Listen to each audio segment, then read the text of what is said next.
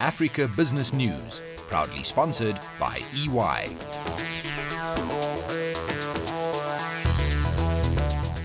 Coming up on Africa Business News, the falling oil price continues to dominate headlines, a grim outlook for South Africa's power utility, and Nigeria gears up for the upcoming elections. Stay tuned.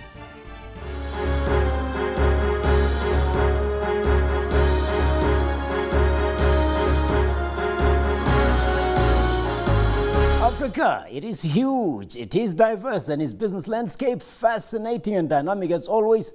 And that's our business here on your favorite weekly African business stop.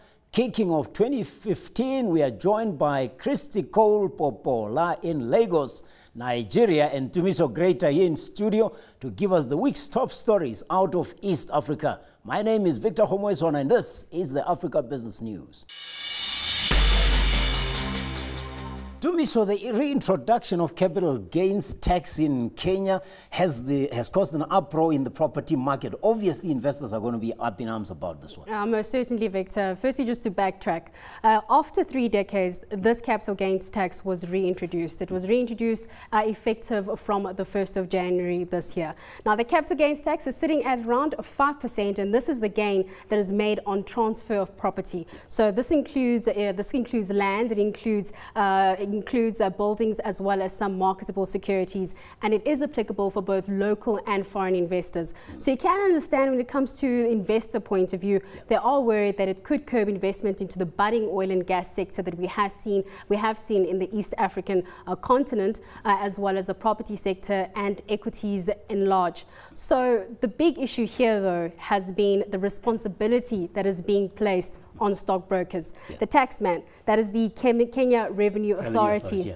What taxman has said, they have enlisted these stockbrokers with a task of collecting the capital gains tax. You can imagine they're not very happy about this. The stockbrokers have fought back and said, one, this was not communicated properly, and secondly of all, they don't have or aren't properly equipped to monitor and collect these capital gains taxes. Now, Kenya Revenue Authority has already said that they are hoping to collect 7 billion shillings in the next 6 months, or this is also equivalent to $78 US. So a lot of hopes being placed on this capital gains tax. No, that's what happens. I should have expected it, though, with the property market doing what it is doing in Kenya. Of course, after decades of not having such a tax, it would be a bit of a shock. But think about it. If Kenya is going to be the leading economy that it is, it's going to have a lot of corporate activity, it's going to have a lot of people selling and buying, and there's no way a revenue authority could do without it in the long run, I guess. But as the demand for import rises, what is likely to happen in East African currencies? It looks like there's going to be some turmoil there. Well, we saw the African currencies last year coming under pressure. We won't talk about the deterioration or depreciation of the cedi. The kwacha also came under pressure last year. So now what they're saying with the East African countries or currencies, what we are looking at is a possible slide in the first 6 months of this year. We have seen the decline or continuous decline in the oil price. But in contrast to that, when it comes to top revenue earners, and I'm talking about your tea and your coffee, we are expecting, or they're expecting rather, to not fetch the same prices that we have seen in global markets. So concerns around the slowdown in Asia, a slowdown in the Eurozone may mean that, one, we may see a widening of the current account deficit and the weakening of African currencies. So we're talking about Uganda, Tanzania, Kenya as well. But I would have thought East Africa would have had a common currency by now. Am I over-optimistic? No, we're waiting for that to still happen. There are a lot of issues. I mean, we are looking at issues around free movement of trade. And we are seeing Kenya wanting to lobby for Egypt to come to the party. Although we are seeing that Egypt and Kenya do fall under the same trading bloc, we are still seeing lengthy times in terms of being allowed visas.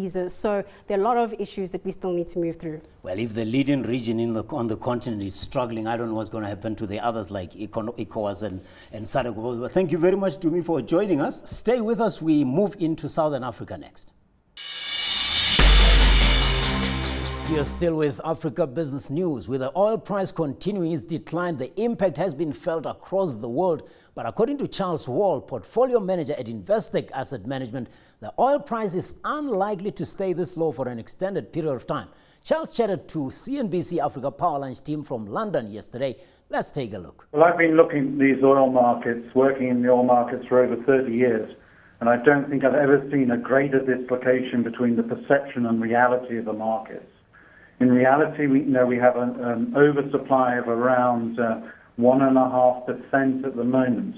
Remembering that oil fields deplete naturally at 10% per year. So it doesn't take much in the capital, much change in the capital spend to see a correction in the production. And what we're seeing already is, particularly in North America, a very rapid reduction in capex. So where we are believing that OPEC is seeing 1.5 million barrels of oversupply this year, we're seeing that very quickly within the year we'll see a correction to a balanced market. And it doesn't actually take a balanced market for the oil price to start to move. As soon as people see that North American supply is moderating, we expect the oil price to firm and start to move forward. Zooming into the Southern African region now, South Africa's ruling party held its 103rd anniversary celebration in Cape Town, out of which a raft of pronouncements came, but still the country is gripped by uncertainty over the electricity supply, security of electricity supply rather. Last week, Finance Minister Nhlanhla Nene voiced his concerns about the grim situation the power utility Eskom is in. Nene said that the government would do their part, but it is Eskom's responsibility to deal with operational issues. Eskom faces a $19 billion funding gap. In the meantime, load shedding continues across the country. We move over to West Africa next, so stay tuned. Well, Christy Cole, as Africa's giant gears up ahead of the February elections, we hear that the political environment is beginning to get heated up. This must be the center of news attention right now. What implications does the conduct of the political parties in the elections hold for Nigeria's economy, which, by the way, we hear is now gearing up for austerity measures as well? Well, it's barely 6 weeks to the elections, with the presidential and national assemblies holding on Valentine's Day and the state governments and state governors and lower chamber elections holding on February 28th. Now, ahead of that, as the window for political rallies open, we are beginning to see some violence leading to finger pointing between Nigeria's ruling People's Democratic Party and the main opposition, the All Progressives Congress. Within 4 days now, one of President Jonathan's campaign bosses was raised. A couple of days later, the APC Secretariat in Rivers State was also vandalized. On the other hand, we have the country's Independent National Electoral Commission still struggling with efficiently circulating the permanent voters' cards across the country. Now, here is the irony. Without the PVCs, Nigerians cannot vote. Also, Nigeria's electoral body is still short of 75 billion naira out of the 120 billion naira it requested for the elections. Above all, free and fair elections will definitely boost Nigeria's equities market, which has lost well over 13% already in the new year due to sell-offs on the back of investors' fear of the unknown ahead of the elections. Well, we need that election to work in Nigeria. Is a far too important economy for the continent. But ECOWAS regional tariff, the common external tariffs scheduled to take off this month, I'm interested in what the real benefits are. We know it's a major step towards economic integration in the sub-region, but who are the biggest winners on this one, Christico? Farmers, traders, agro-investors, the opportunities West Africa expects from the common external tariff are limitless, but that's only if it is well implemented. The ECOWAS new tariff line of 35% will apply only to 130 consumption goods, mostly food items, which are called special goods for economic development, because the West African region generally has a comparative production cost advantage of this product. The CET will increase turnover due to a larger domestic market. It also will provide enlargement of member states' industrial sector through higher economies of scales and higher capital accumulation generally. Nigeria potentially could be the biggest beneficiary based on its size and population.